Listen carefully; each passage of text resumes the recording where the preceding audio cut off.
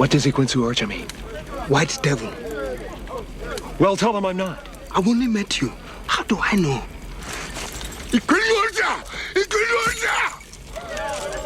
He said, Let me guess. White devil, white devil? yes, you speak what you do. Tell them what I'm saying.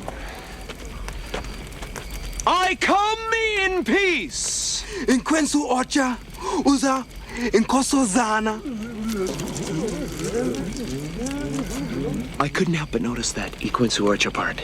Did you just refer to me as white devil? This how they know you. Leave that part out from now on. War is hell. The last thing we want is a fight. Ilwa manje, noma uhambe.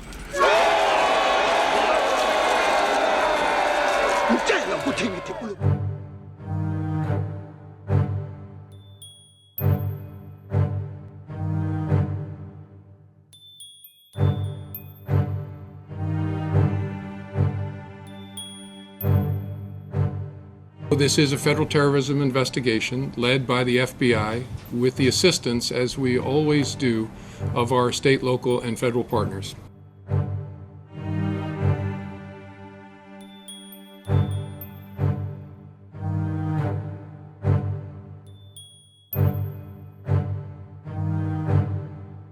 I wouldn't, because of the way we define terrorism under the law.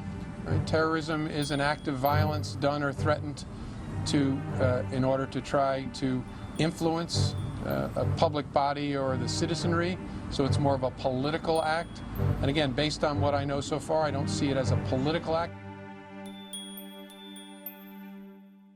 Which perhaps a lot of us white people have misunderstood. Perhaps you can explain it to me. He said that white men are devils. Yes. What does he mean by that? He means just what he said. The deeds and the works of the man. He says the American devils. The lynching, the killing, cutting the black people's private out, sticking it in the mouth is what they did to us. Got a book called 100 Years of Lynching written by white men. Taking black women who was 4 months pregnant, they took us for years and hung us up with the feet and stuck a dagger in the stomach and ripped it and pulled the unborn baby out just to put fear in other slaves. They tied up black people to horses and 2 horses and pulled his arms out and pulled his legs out. Lemonade trains with white children and white people of America used to come and watch them tie up 10 or 15 black men and pour gasoline on them and burn them, watch them burn alive. They took us and hung us up with trees and shot us with bullets. They took and cut a hand off and gave it to the little boy and they took the leg off. And this is worse than the devil. All right, but... see, the devil, the preacher in the church taught us that the devil was up under the ground. Right. And he'll wait till he died before he burn us up. This white devil in America was worse because he burned us while we was alive. He didn't wait till we died. Now, here's the position I'm in. And prove to me that black people are violent and that they're going to take over, and I can open up the New York Daily News and show you white people who are their daughters, their husbands, their wives, their children, each other off. Well, if we put that in the paper and make it black and white, which is where the whole thing happens. It's in the paper. If a black man does something, it says, John Jones blacklist said black, black, black, and did the black, black. Now, if a white man does it, it isn't white man Jones. It's just a man. Nondescript, just a regular old raggedy man went out, killed his 2 daughters and his wife, and shot himself. Now, if he does that, then everybody seems to just either sympathize with it or let it go out the window. But if a black man does it, then any white bigot can point his finger and say, see that? There they go again. Well, that isn't right. It isn't right. This is the book of Jeremiah, chapter 13, verse 23. Can the Ethiopian change his skin, or the leopard his spots? Then may ye also do good that are accustomed to do evil. Call Holayim La, Al-Banawa, Yahweh, Bahashem, Yahweh Bahashem, Rekat Quadash. Double honor to the elder apostles and elder bishops of Great Millstone who rule well. Salutations to the Akim out there on the highways and the byways. Salutations to the hopeful elect, salutations to you speckled birds, you Israelite foreigners, and shalom to the akwaf, sitting and listening in silence as the scriptures say to do so. Jeremiah chapter 13, verse 23. Can the Ethiopian change his skin, or the leopard his spots? Then may ye also do good that are accustomed to do evil. So the so-called self-proclaimed white man whose true biblical nationality and nationality period is the Hebrew Edomites, the wicked of the earth, the cursed of the earth, the abominable filth, treacherous, diabolical, evil, dreadful, terrible bases of men, that continuously practice, rehearse, uplift, pedestalize evil.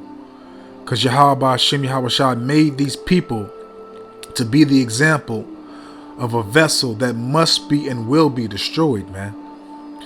They can't help what they do, because again, Yahweh Bahashem Yahweh Shai made them to do what they're doing. And I must say, our Heavenly Father Yahweh Bahashem Yahweh Shai has done a great job with the position that He's given these devils. And He's also done a great job, Adawan Ratazah, we all those men, with the hopeful elect men out here preaching and teaching His words. And as always stated, the devil is literally on overdrive. It's literally getting no sleep, no rest to accomplish his agenda. So we should literally be on overdrive. We should literally be going hard every single second of the day for Yahweh Hashem Yahweh Shai.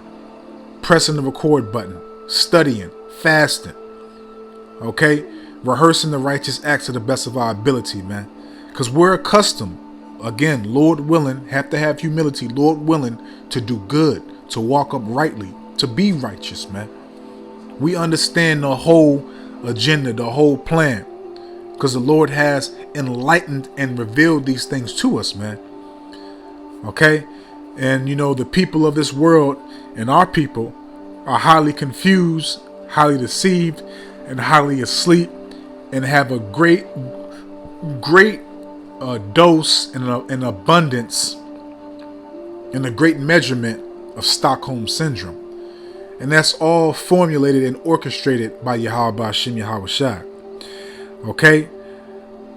Jeremiah 13 verse 23. Can the Egyptian change his skin, or the leopard his spots? Then may ye also do good that are accustomed to do evil. Now if they do good, as it says in the book of I believe Sirach 14, if they do good, they do it unwillingly, and at the last they will show forth their wickedness. And the only reason why they attempt to do anything that's right, that's good, is to take for you to put your guard down, for you to have belief, have trust, have faith in this devil.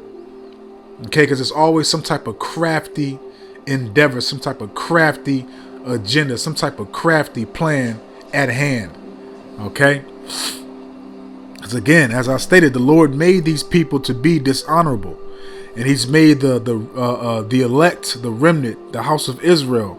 But also in that our nation, it's a favorite remnant, which is the house of David. And those we're the ones that are standing up against the evildoers, as it says in the book of Psalms 94. We're the ones standing up against the evildoers through the power and spirit of Yahweh Hashem Yahweh Shai. Telling this man that he's a goddamn devil, or reading him and all these other heathens their arrest warrants, man. And this is from the movie Ace Ventura. I can't remember if it's one or I think it might be two, if I'm not mistaken. But what the dude was saying in a language was correct. He was literally saying what he should have said correctly. Matter of fact, I'm gonna let it play again. What he said was correct about the white devil. I will harm you. When he said the opposite, but that's the mindset you have to have dealing with these people, man. Because they're deceitful. This is Romans chapter 9, verse 21. Have not the potter power over the clay, of the same lump, okay, because the nation of the Edomites and the nation of Israel came from the same seed line, okay, from that same lump, okay, but the Lord can do whatever he sees fit. So he took that seed line and made two different nations, okay. He made one nation to be honorable and one nation to be dishonorable. He made one nation to be righteous and he made one nation to be wicked. Romans chapter 9 verse 21, have not the potter power over the clay of the same lump to make one vessel unto honor and another unto dishonor? And that's what you see, man, because the Lord is exposing these cave gorillas, these thin-lipped savage beasts, for who they truly are. Okay, because this man was, he was seen as a noble man. He was seen as the most wisest. He was seen as the most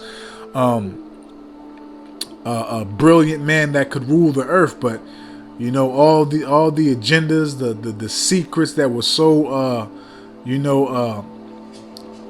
kept in the dark are being revealed. Okay, Luke chapter 12 verse 2, and I believe Luke chapter 8 verse 17. Everything that's done in the dark shall be revealed to the light, roughly paraphrasing. Okay, but the Lord made these people to be dishonorable. He made them, to uncover them and show forth their nakedness and their shame, man. Okay, which their history that they were so proud about, they pedestalized it. Okay, but this man is a murderer, man. He's a bloodshedder, man. Okay, because he sees everybody else, especially you Israelites, as weeds in his garden. He sees you Israelites as the problem, in which in actual reality, we are the problem to their rulership. Okay, and they're the problem to our rulership, but at the end of the day, they're not going to win. We're set up in this captivity, this last captivity, for punishment. To live out this hellish condition. Until Yahweh Shem Yahweh sends Yahweh to redeem us out of this hellhole, man. Okay, but let's go to the book of Sirach, and amongst other things too. Sirach 33, starting off at verse 13. As the clay is in the potter's hand. And who's that potter? That's Yahweh by Shem Yahweh Shai, man. Okay, he's the one that's forming everyone in the womb and, giving Yahweh Shai the blueprint, making the blueprints, all that, man. Okay, the Lord governs the earth in the palm of his hands, man, and everything obeys his rule. And all the breath of life is in the hands of Yahweh by Shem Yahweh Shai. Sirach 33 verse 13. As the clay is in the potter's hand to fashion it at his pleasure, so man is in the hand of him, Yahweh, that made him, to render to them as he liketh him best. So he rendered this red silverback to be the wicked, to be diabolical, to be evil, to have no mercy, no sympathy, no pity. Okay, to literally not think about any latter end, any recompense. To literally be so goddamn proud to walk with their chest poked out, they noses to the sky, they head high, and to have a thought in their mind that they're going to rule forever. That everything that they have done, okay, especially and mainly to the children of Israel, the brutal slavery, the brutal slave trade, the unrighteous laws, the treatments, everything that has been done to us, man, under the sun. That they're literally trying to brush under a rug right now and literally disconnect that history so they don't have to regard it or be condemned for it. Okay, and you heard what Muhammad Ali said about which just a few things that we all speak on correctly, and we directed according to the scriptures, and we let it be known. Okay, but this devil has done a lot, man. Again, castrating us, putting our rods in our mouths, and again, like he said, ripping the babies out of our woman's stomach, dashing them against a stone, using our kids as alligator bait. Okay, raping our women, butt breaking our men, or buck breaking our men, Salakia, all types of things, man. Just pure wickedness and just vile and disgusting shit, man. Okay, slaying our people in the street, which a lot of these young niggas, as they say, deserve this shit, but still. Okay. Sirach 33 verse 14. Good is set against evil, and life against death. And that's what it is, man, because we speak good, righteous words that are from Yahweh Hashem Yahweh Shai. And this man speaks perverseness, darkness, corruption, contamination, pollution, wickedness, and evil, man. That's all they about. So the good is the prophets that have the spirit of Yahweh by Yahweh Shai, that's being raised up and enlightened and activated on the earth to declare a righteous path, a righteous way to be. And again, amongst other things, and the devil is set to be evil. And we also bring forth and speak life. We tell you how to achieve life and grasp it. Okay, because once you fear the Lord and you grasp Him, you'll have favor. You'll come to life. You'll be enlightened by these precepts, by our Bible, by these scriptures, to know what life truly is and how to walk correctly in life, how to conduct yourself, how to go about things, your thought process. Okay? And again, amongst other things, and against death, and life against death. The so-called white man is death. He is walking death. That's all he know is death. He's anti-life. Okay, look at this society. Everything is anti-life. The water, fluoride in the fucking water. Okay? The air we breathe is poison. The food we eat is poison. Okay, the usury, the taxation, it's oppressive, vexation. Okay, the jobs and the living what is it? The living what do they call it? Salaki, the living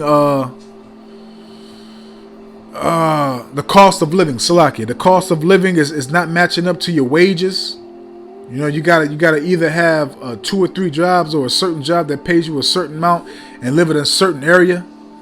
Okay? Sirach 33 verse 14. Good is set against evil, and life against death. So is the godly, okay, the remnant, okay, the house of David, against the sinner, okay, against these Edomites, these red silverbacks, man. And there's no such thing as a good Edomite. Okay? There's no such thing, man. So you Jason want to keep on saying they all ain't bad. And furthermore, if you come across one that's half decent and doesn't have the mentality of an Edomite, it's more than likely he's not an Edomite. It's more than likely his lineage goes back to somebody else, man. But there's no such fucking thing as a good Edomite. Okay, again, Jeremiah 13 verse 23. Okay, this devil's very crafty. Okay, so the godly is against the sinner, and the sinner is against the godly. So we're at war, man. And our people don't even realize that we're at war. We've been at war. Ain't nothing changed, man. Okay, ain't nothing changed. We've been at war, man. A lot of you motherfuckers gonna fall and fold, man. Because this man is carnal, man. This man is literally telling you, Israelites, that he's waging war against you, and you don't even recognize or see it. This man is literally speaking, because a lot of you when the president and all these other upper Edomites and important roles in the government and everything else, when they speak these speeches, all that shit goes over y'all head, because y'all don't take the time to really listen. Okay, write down the big words that they say and everything else. Look them up, and they really analyze anything. Y'all just listen to the little shit. If it doesn't fit what you looking for, you'll disregard it, man. When they're literally telling you what they're going to do, man, and it's aimed against you. Okay, because again, these people are carnal, man. Their God is their belly, man. Okay, their ways is the ways of pleasure, to please themselves, man, to exalt themselves. This is the book of Philippians chapter 3. Starting off at verse 17. Starting off at verse 18. Salakia. For many walk, of whom I have told you often, and now tell you even weeping, that they are the enemies of the cross of a Mashiach. Now, that's mainly our people, but that's damn sure the Edomites.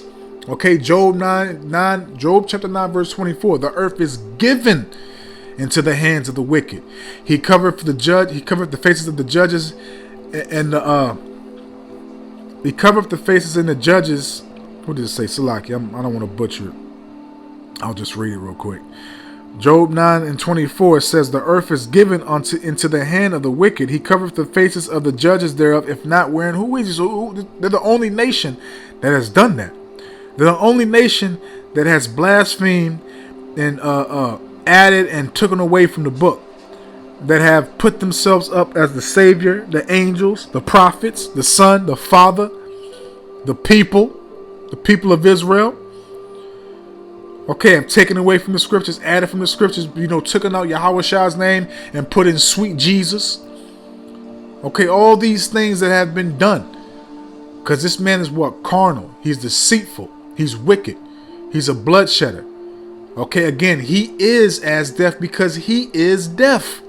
So again, Philippians 3 verse 18. For many walk of whom I have told you often, and now tell you even weeping, that they are the enemies of the cross of Hamashiach, whose end is destruction, whose power is their belly, and whose glory is in their shame. Okay, because at one point they glorified in their history, which is their shame now. Okay, they pedestalize and always boast about what they did, manifest destiny, or we took you niggas down, we killed you savages, we conquered you wetbacks, this and that and this, man. But now that history is their shame. Now that history is condemning them. Now they're trying to sign executive orders about critical race theory. Critical race facts, critical historical facts. There's no fucking theory with these fucking devils, man. Okay? And again, you fucking Israelites and you wicked ass niggas and you 501c3 jakes that made a covenant with these heathens to have some type of comfort. Okay? So make a covenant with these devils, Salakia. They're going to show you who they are, man. Okay? Again, Philippians 3 verse 19, whose end is destruction, because that's the end, Proverbs 16 verse 4. Okay? The Lord hath made the wicked for the day of evil. Okay? And even for the day of destruction, roughly paraphrasing, man. Okay?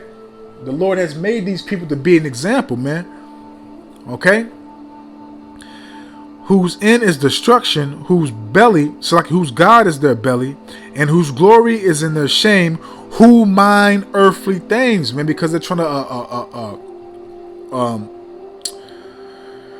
what's the word I'm looking for here? They're trying to accumulate a carnal earthly blessing by using their pseudoscience, their A1 technology, okay, their carnal mentality. Because these people are not spiritual, man. As it says, in the book of Habakkuk, that their spirit, which is lifted up, is not right in them. So they're trying to orchestrate and conform a carnal, earthly blessing, and also trying to craft a deceptive plan to eliminate and execute the nation of Israel, which we know we have, the plan. We know what's going on. Okay, but let's continue. Let's go to the book of Sirach, because again, this man, he's crouching down. He's making it seem like he's not a threat, but we know the history shows all, man. And this man's history is nothing but bloodshed, rape, rob, murder, pillage, fraud, deceit, culture vulture, okay, faggotry, okay, all this, man. Sirach 19. Verse 26. There is a wicked man that hangeth down his head sadly, but inwardly he is full of deceit. And that also goes into what? Sirach 55. It's like it's Psalms 55 verse 21. The words of his mouth were smoother than butter, but war was in his heart. So he hanging down his head like he's humble, like he's sincere. Again, to do what? To get you to believe in him, for you to put your guard down, for you to be comfortable, for you to rely on him, for you to run to him to resolve your situations, for you to seek guidance and help from him. But inwardly he is full of deceit. It's all part of a plan. It's an act. He's an agent, and that word agent goes back to actor. Okay, so it's all a part of his craftiness. Verse 27, casting down his countenance, okay, again, humbling himself, using those sweet, smooth words, those sweet, smooth $1 million words, man. Making promises, giving you a stimulus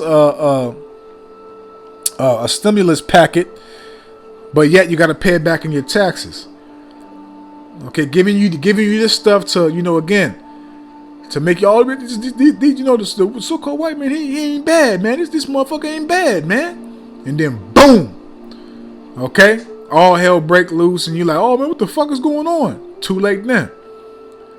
Okay, again, if he does good, he does it unwillingly. At the last end, he will show forth his wickedness, man, casting down his countenance and making as if he heard not.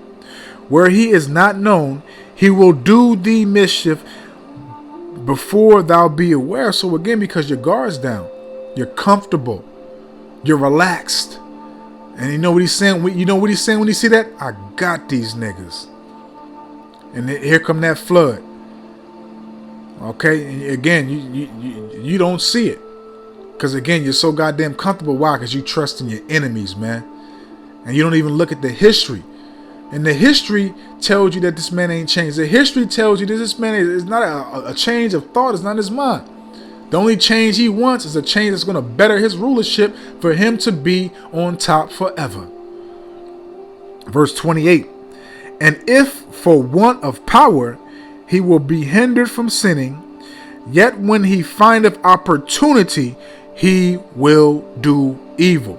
By any means necessary, man. By any motherfucking means necessary, man. He's going all out. So we know and we see this devil is going all out. Overdrive, overtime. Okay, no sleep, no rest. Continuously on diabolical mode. So we got to continuously be on spiritual mode, overdrive, overtime, going hard. Okay, because this man is not going to stop his wickedness, man. As a matter of fact, it told us in Revelation that when once this devil got loose, he was going to cause havoc upon the earth. Let's grab that real quick. So Revelation chapter 20, I'm gonna read verse 3, then I'm gonna jump to verse 7 and 8. Verse 3. And cast him into the bottomless pit, and shut him up, and set a seal upon him, that he should deceive the nations no more, till the 1,000 years should be filled, and after that he must be loosed a little season. So that's when they was pushed into the Caucasus Mountains of Russia, I believe, if I'm not mistaken. When they was walking around grunting and shit, like animals, eating out their ancestors' skulls, snatching up they neighbors' babies, eating their baby, all types of shit, man. They're straight beasts. Okay, being on their belly, as the Lord prophesied. Okay, verse 7. And when the 1,000 years are expired, Satan shall be loosed out of his prison, and that goes back into the Roman the Roman Renaissance, if I'm not mistaken. I might be saying it wrong, but I'll just say the Renaissance. That goes back into that part. When they started to get back on their feet, they started to reorganize. Okay, and then bit by bit, little by little, the Lord started to hand over the world to them, man, because the prophecy had to be fulfilled. Okay, which we're living that prophecy right now. Okay, this last time to rule, to bring forth, this last prophecy. Okay, and to do what the Lord said must be done. Okay, verse 8. And shall go out to deceive the nations. Okay, deceive the nations, change everybody's nationality, change his own. Okay, so he had to change everybody else's for him to change his own, so it wouldn't point back to him. But the Lord activated and woke up the prophets, and the prophets, through the spirit of Yahweh Shem Yahweh Shai, put everything together. From the Lord directing us, from Yahweh Shai directing us to do so. Okay, from my elder apostles, elder bishops on down, man. Okay, putting themselves up as the the Lord, the prophets, the angels, saying that they the people, all types of stuff, man. A different type of how the world was created and how everything came about. Those three mammals and something. I can't remember exactly. If one of y'all brothers know what it is, there's 3 types of hybrid humans that they say we came from, like gorillas and apes and all that shit. I can't remember the name of them. Okay, but verse 8 again, Revelation 20 verse 8, and shall go out to deceive the nations, where are the four quarters of the earth, Gog and Magog, to gather them together to battle, the number of whom is as the sand of the sea. And that's us, because Israel is as the number of the stars in the sand of the sea. We can't be numbered nor measured, man. So this agenda, this whole stage is being set is really about the Edomites and the Israelites. This is the Israelites. This is our Bible, also our history, and also what we have gone through in our laws, statutes, and commandments, and everything else, and our forefathers, and also the prophecy that has came and that's going to come. And the two main characters, the first main character of all of it is the nation of Israel, and then the main enemy, the main character, of course, is all the nations, but the top one is Esau. Okay, our brother Esau, Edom. Okay, and they're literally making war against us because they know that we have the birthright, we have the blessings, and they literally want that back. That's the end game of all of it. They literally want to receive that back. Why do you think they're trying to measure the sea, measure the heavens? Do all these things that's in Jeremiah 31. I want to say, where the Lord said, if you do this, you do that, then Israel should not be a nation unto me. Roughly paraphrasing. I think it's Jeremiah 31, if I'm not mistaken, or 33. Okay, and that's why they're doing these things. Okay, a lot of our people don't know this. Only the prophets, okay, and the ones that have been awoken to learn our Bible know these things, man. Okay, but let's close out because the point is made about these goddamn devils. Okay, so let's go to the book of Proverbs, chapter 4, because again, the Lord made these people to be the way that they are, man. And again, like I stated, man, they're in overdrive, they're in overtime, because they have an agenda. And guess what? We have an agenda, and we got to stand firm on that agenda. We can't be taking no days off, no excuses, no sleep, none of that shit, man. Because these devils ain't making no excuses, no days off, no sleep, no rest. Proverbs 4 verse 16. For they sleep not, except they have done mischief. Okay, and they planning big mischief to bring forth their what? They NWO, their agendas. Okay, to crash the FRN, the Federal Reserve notes, which is your dollars, your dollar, 5, 20, 10, 150. Okay, that paper that's backed up by nothing no more, because that paper used to be backed up by backed up by the military. Okay, that's how they backed up that those Federal Reserve notes. Okay, but now you see everybody disconnected from it, the Brits and all that. And everybody else is saying, I am strong too. As it says in Joel chapter 3, let the weak say I am strong. So you're seeing a lot of friction between all these heathens and a lot of competition for the new era of rulership. But at the end of the day, Yahweh Shem Yahweh Shah got them in a trick bag, because everybody's going to be put into slavery and chains, man. Okay?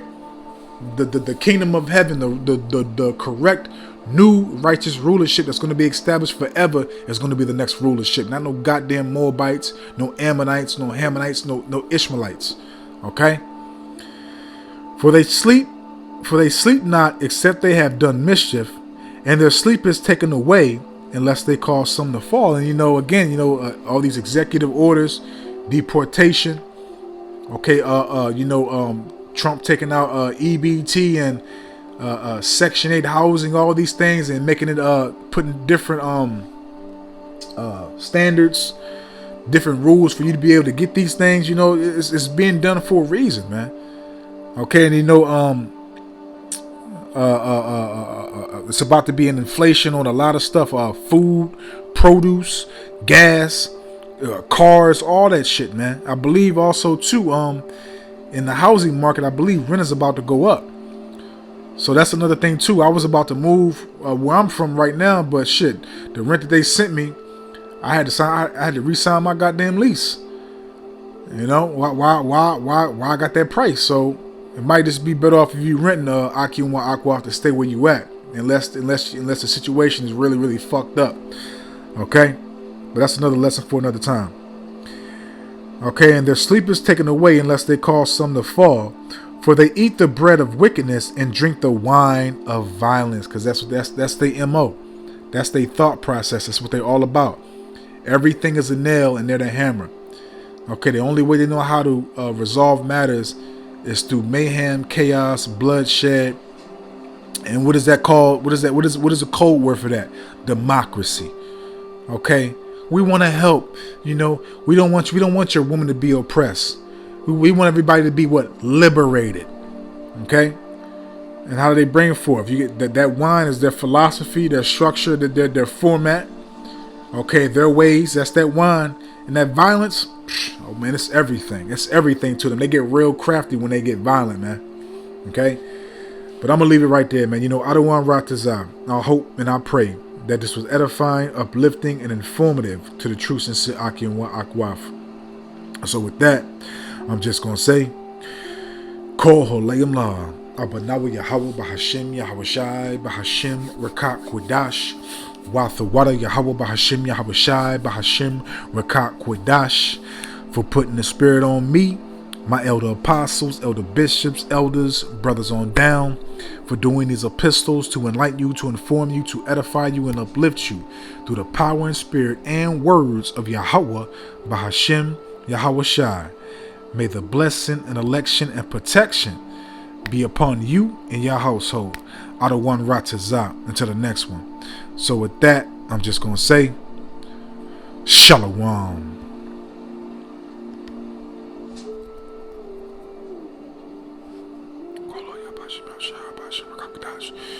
Kolo